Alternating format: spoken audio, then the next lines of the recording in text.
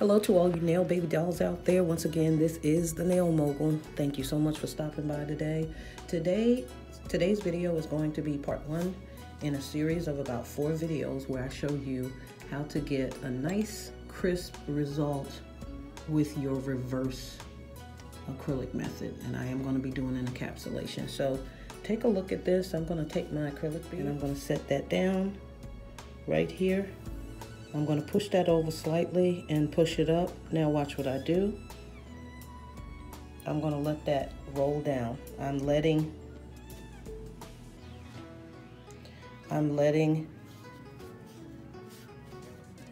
gravity help. Now watch what I do. I'm simply going to take my sides and push them up because I like my sides to be very high. Let's push that in. Just gonna push the sides up because I want my sides to be really high. I like a nice, really high smile line. So just push that in a little bit, like that. And then just sweep your brush around. It's that simple.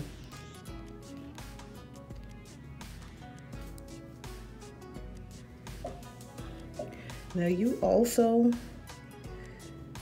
if you take a look, and I don't want to mess up my curl here.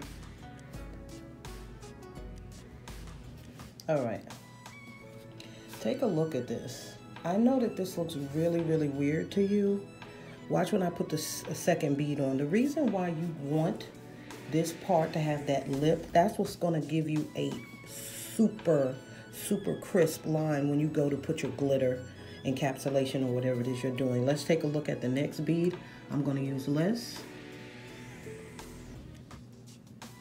acrylic, and what I'm going to do is I'm going to set that down and move that over,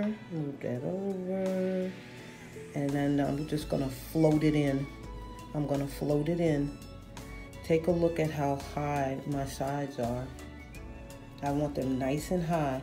Take a look at the texture of the acrylic. So just this little corner over here, it has a little dimple, and that, you know, when I'm not maneuvering my arm in a really weird way, I can get it to where I'm build this in right here. So I'm just gonna put that like that and push it over a little bit, boop, and then just blend it in a little bit.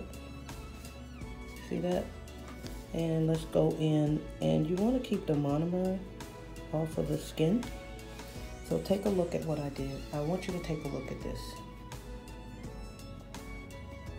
And I want to just a little bit more, fill in this space right here, just to give equilibrium to our little dollop of acrylic. That's going to make a really beautiful. All right, so take a look at that, please. You want it to look like this because when I file it, I'm going to come in and refine this area. I'm going to refine this area. I'm not going to make this area too high. I can add a bead at the end, but this is how you want to start. So stay tuned for the next video where I'm going to show you how to do the bottom part. Thank you for watching. Okay, hello to all you nail baby dolls out there. Once again, this is the Nail Mogul. Welcome to part 2 of my series on how to perfect and do your reverse encapsulation with perfection. So I'm going to go ahead and add my glitter because we are on the cusp of Valentine's Day. I'm going to go ahead and I'm going to use this red glitter, and what I suggest is that you use a relatively small glitter. Doesn't matter what you use, you can use whatever you want, but in the corners you want something small so that it will go all the way up into your corners real nicely. You want your glitter to be small. When the glitter is kind of big and chunky, it won't fit nicely into these little spaces. So the first thing that I'm going to do is I'm going to basically, and I am going to make this coffin slash ballerina shape. I'm going to go ahead and lay down my clear acrylic. So I'm putting a pretty big bead of acrylic up here. So let's bring that down. And I'm gonna scoop that up, just scoop that up a little bit, bring that down, bring it around, scoop that up. Just notice how my acrylic is staying nice and low. And I'm gonna take some liquid out, and then I'm gonna start bringing it down. And it's running just a little bit. You don't want this like super thick. You do not want this super thick. Do not put your acrylic up and leave it. And let's go ahead and mess up a little bit. Mess that up. Let's put this in here. You do not want your encapsulation to be 8 inches thick. I'm basically just putting this down so as to make sort of like a nail tip. Let's blend this out. And notice how I'm just pressing it down towards the free edge, because I want to use the form to make a naturally shaped. See how this is taking form? So this is part 2. Notice how I've got my acrylic on here. And I'm gonna bring my sides up just a little bit by sliding my brush. Just a little bit. I'm gonna press this out. And your challenge is to be able to see this when you're using a clear acrylic powder. I'm gonna push this up some, just a little bit. See that? And I'm just gonna press it. My form feels like it's coming off, and that's a pain in the neck. I'm gonna press this out a little bit more because I want it nice and thin. That's my goal, nice and thin. And don't worry too much about the edge.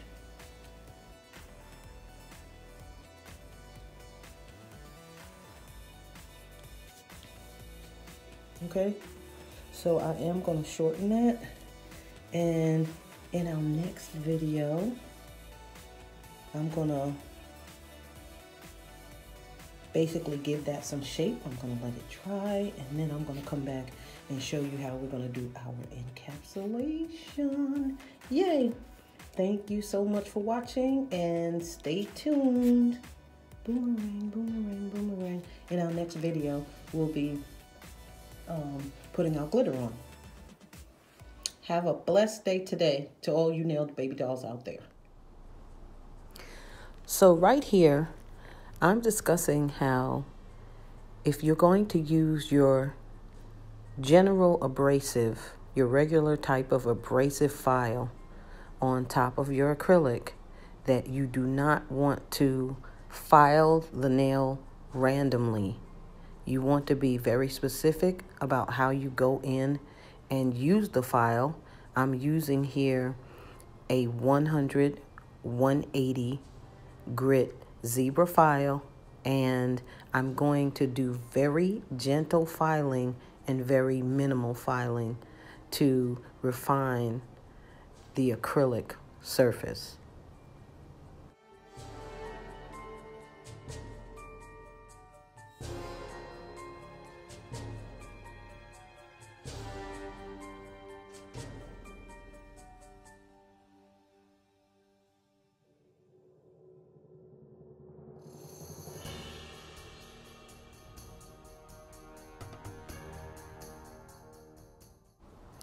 All right, nail baby dolls, so I want you to take notice at this point in the video that I am not filing directly across the top of the nail in a flat fashion. I'm using the abrasive board to scale the sides gently and turn or angle my abrasive file in a rounded way so as not to flatten out the sculptured nail.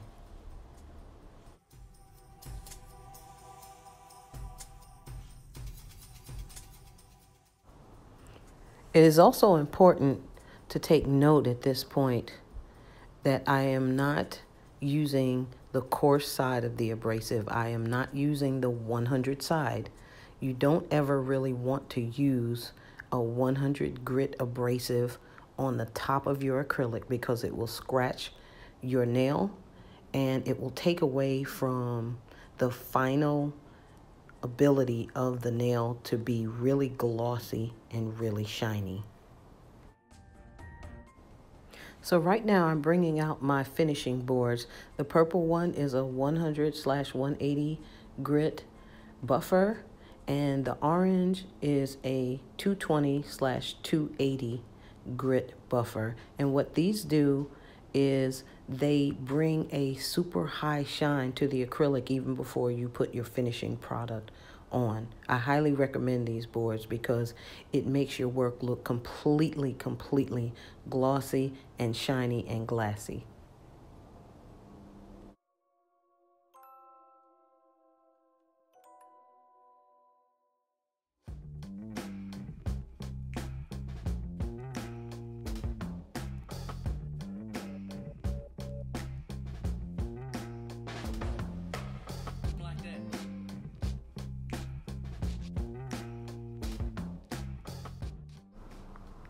So right here, I'm demonstrating how my foam board buffer works to bring a greater amount of clarity to how the acrylic looks. If you notice, the acrylic looks way more clear now because of the way that I'm babying the surface with my two buffing boards. You want to start with the most coarse side of each board and then move to the finer side. So now my orange buffer, this is a really smooth buffer. It feels like paper against your finger, and it's going to bring just a really high shine and clarity to my encapsulated sculptured nail.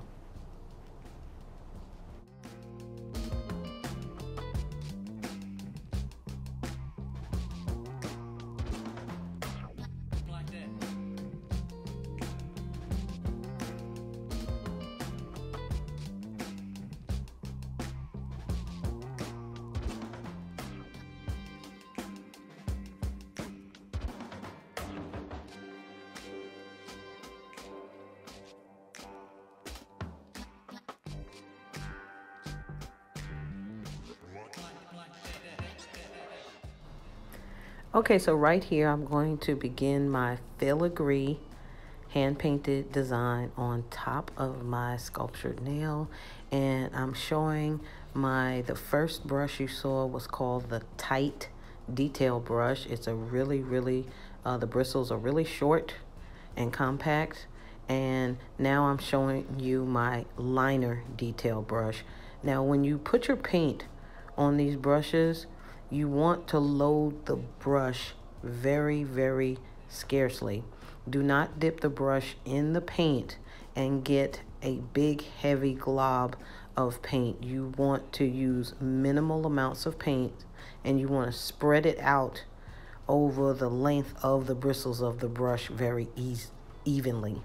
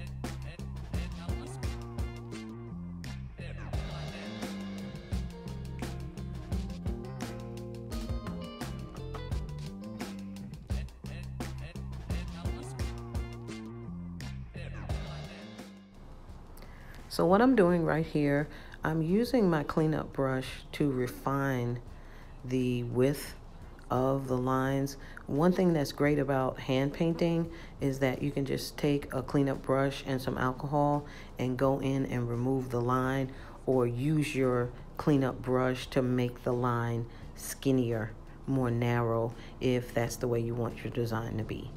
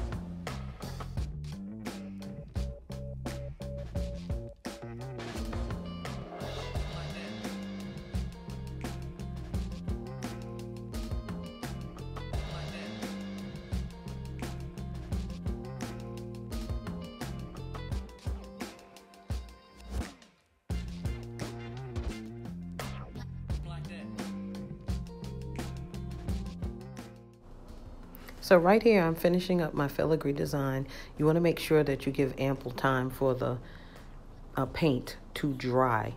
You want to allow it to fully dry before you put your gel top coat on, because if it's still wet, it will smear. So if you're doing a full set, by the time you come back around to that first nail that you did, it will definitely be dry. But as I was doing one nail, I kind of went off camera to make sure that the paint was dry. I hope you liked this tutorial and this design. I loved doing this tutorial. I love the way the nail came out. Thank you so much for watching. You can find me on Instagram at II Nail Technology and on YouTube at The Nail Mogul, M-O-G-U-L.